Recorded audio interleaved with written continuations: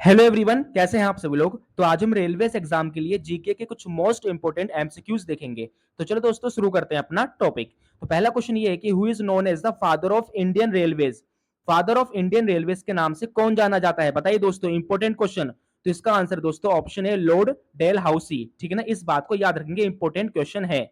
Now दोस्तों अगला question, in which year gymnastic was included in modern Olympic games. बताइए दोस्तों कि मॉडर्न ओलंपिक गेम्स में जिम्नास्टिक को कब इंक्लूड किया गया था, कब शामिल किया गया था। इट्स अ इंपॉर्टेंट क्वेश्चन दोस्तों, बताइए। तो इसका आंसर दोस्तों ऑप्शन सी 1896 में मॉडर्न ओलंपिक्स गेम्स में फर्स्ट टाइम जिम्नास्टिक्स को इंक्लूड किया गया था और 1896 में ही शुरुआत हुई थी मॉडर्न ओलंपिक गेम की। ना दोस्तों अगला question, how many natural satellites does Mars have. दोस्तों मार्स प्लेनेट, जिसको हम रेड प्लेनेट के नाम से भी जानते हैं, इसके कितने नेचुरल सैटेलाइट है। जिस तरह से दोस्तों हमारा अर्थ है, हमारे अर्थ का एक नेचुरल सैटेलाइट है मून, जो अर्थ के चारों तरफ चक्कर लगाता है। उसी तरह से बताइए दोस्तों जो मार्स है उसके कितने सैटेलाइट है। सैटेलाइट को हिंदी में उपग्रह कहा जाता है। सैटेलाइट वो होते हैं दोस्तों जो प्लेनेट के चारों तरफ चक्कर लगाए, उन्हें सैटेलाइट कहा जाता है। जैसे अर्थ है, अर्थ का नेचुरल सैटेलाइट मून है जो अर्थ के चारों तरफ चक्कर लगाता है। उसी तरह से दोस्तों हमारे मार्स के दो सैटेलाइट होते हैं।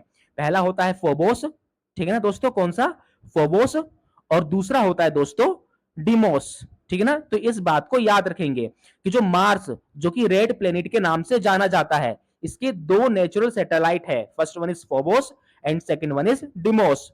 नाउ अगला क्वेश्चन दोस्तों, question number fourth, who discovered the fermentation process. दोस्तों बताइए जो फर्मेंटेशन प्रोसेस है इसको फर्स्ट टाइम किसने डिस्कवर किया था।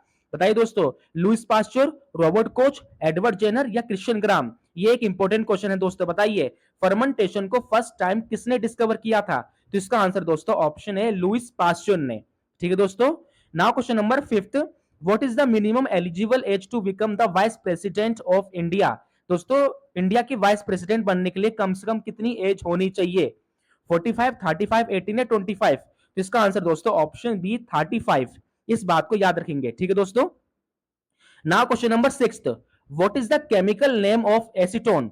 बताइए दोस्तों जो एसीटोन, जिसका यूज हम नेल पेंट वगैरह को रिमूव करने में करते हैं, इसका केमिकल नेम क्या है। प्रोपेनॉन, ब्यूटेनॉन, पेंटेन या हेक्सेन। तो इसका आंसर दोस्तों ऑप्शन है प्रोपेनॉन, जिसका केमिकल फॉर्मूला होता है दोस्तों CH3COCH3।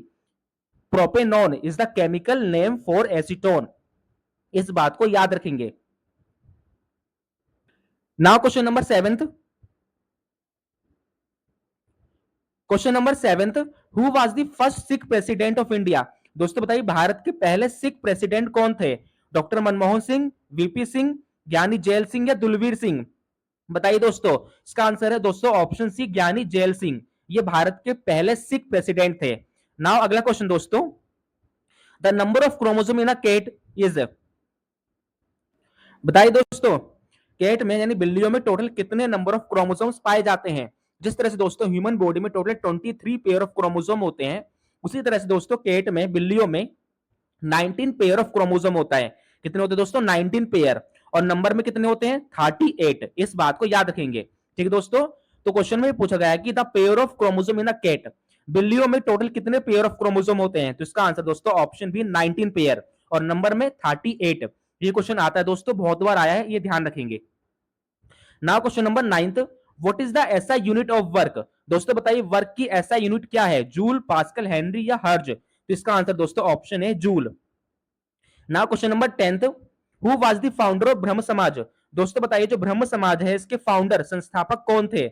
स्वामी विवेकानंद, राजा राम मोहन रॉय, रजूबा या सत्या। तो इसका आंसर दोस्तों ऑप्शन बी राजा राम मोहन रॉय। ये हमारे ब्रह्म समाज के फाउंडर है जिन्होंने सन 1828 में कलकत्ता में ब्रह्म समाज की स्थापना की थी। नाउ क्वेश्चन नंबर 11 दोस्तों, a person can see near by object clearly but can not see distant object separately. यानी दोस्तों आंख की एक ऐसी बीमारी जिसमें पर्सन पास की ऑब्जेक्ट को क्लियरली देख लेते हैं बट वो दूर के ऑब्जेक्ट को क्लियरली नहीं देख पाते।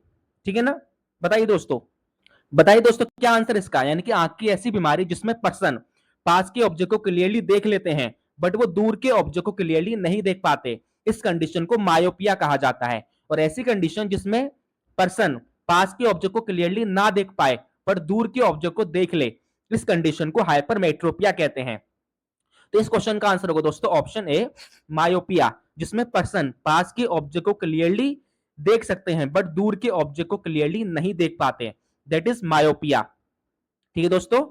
Now question number 12, what is the capital of Ireland? बताइए दोस्तों आयरलैंड की राजधानी क्या है? बताइए दोस्तों क्या है आयरलैंड की राजधानी? वेलिंगटन, सिडनी, बर्लिन या डबलिन? तो इसका आंसर दोस्तों option C option D Dublin, यानी आयरलैंड की जो राजधानी है दोस्तों वो है डबलिन। अगर बाकी के ऑप्शन देखें तो वेलिंगटन दोस्तों न्यूजीलैंड की राजधानी है, सिडनी दोस्तों ऑस्ट्रेलिया की सिटी है, और सिडनी क्या है दोस्तों ऑस्ट्रेलिया की सिटी, ठीक है ना। और ऑस्ट्रेलिया की राजधानी कैनवेरा है दोस्तों, और बर्लिन दोस्तों है जर्मनी की राजधानी, और आयरलैंड की क्या है दोस्तों डबलिन। नाउ दोस्तों question number 13, what is the state tree of Bihar? दोस्तों बताइए बिहार का राज्य ट्री क्या है, स्टेट ट्री बताइए दोस्तों, पीपल, अमाल्टस या अशोक? तो इसका आंसर दोस्तों ऑप्शन है पीपल। वहीं जो अमाल्टस है दोस्तों ये दिल्ली का राष्ट्र पेड़ है और स्टेट ट्री है दोस्तों, और जो क्या नाम है अशोक है ये उत्तर प्रदेश का स्टेट ट्री है, और बिहार का क्या है दोस्तों पीपल, ठीक है ना। Now question number 14, Davis cup is related to which game? दोस्तों डेविस कप कौन से गेम से रिलेटेड है बताइए दोस्तों? तो इसका आंसर है ऑप्शन ए टेनिस से। नाउ दोस्तों question number 15, what is the currency of Kuwait? बताइए दोस्तों कुवैत की करेंसी क्या है? Kuwaiti euro, Kuwaiti dollar, Kuwaiti दिनार या कुवैती पाउंड? तो इसका आंसर दोस्तों ऑप्शन सी कुवैती दिनार। और कुवैती दिनार दोस्तों ये दुनिया की सबसे महंगी करेंसी है, और एक कुवैती दिनार में अप्रोक्स 273 रुपीस होते हैं, इसलिए इसे दुनिया की सबसे महंगी करेंसी कहा जाता है, जो कि कुवैत कंट्री की क्या है दोस्तों करेंसी है। तो इस बात को याद रखेंगे। अगर अदर ऑप्शन देखें तो यूरो दोस्तों एक यूरो में 90 रुपीस होते हैं, ठीक है ना। एक पाउंड में अप्रोक्स 105 रुपीस होते हैं, ठीक है ना। और वहीं दोस्तों एक डॉलर में अप्रोक्स 83, एक अमेरिकन डॉलर में 83 रुपीस होते हैं, और एक कुवैती दिनार में 273, ठीक है ना। तो ये है दोस्तों जीके के कुछ मोस्ट इंपोर्टेंट एमसीक्यूज, ये पार्ट 1 है, पार्ट 2 डिस्कस करेंगे नेक्स्ट क्लास में।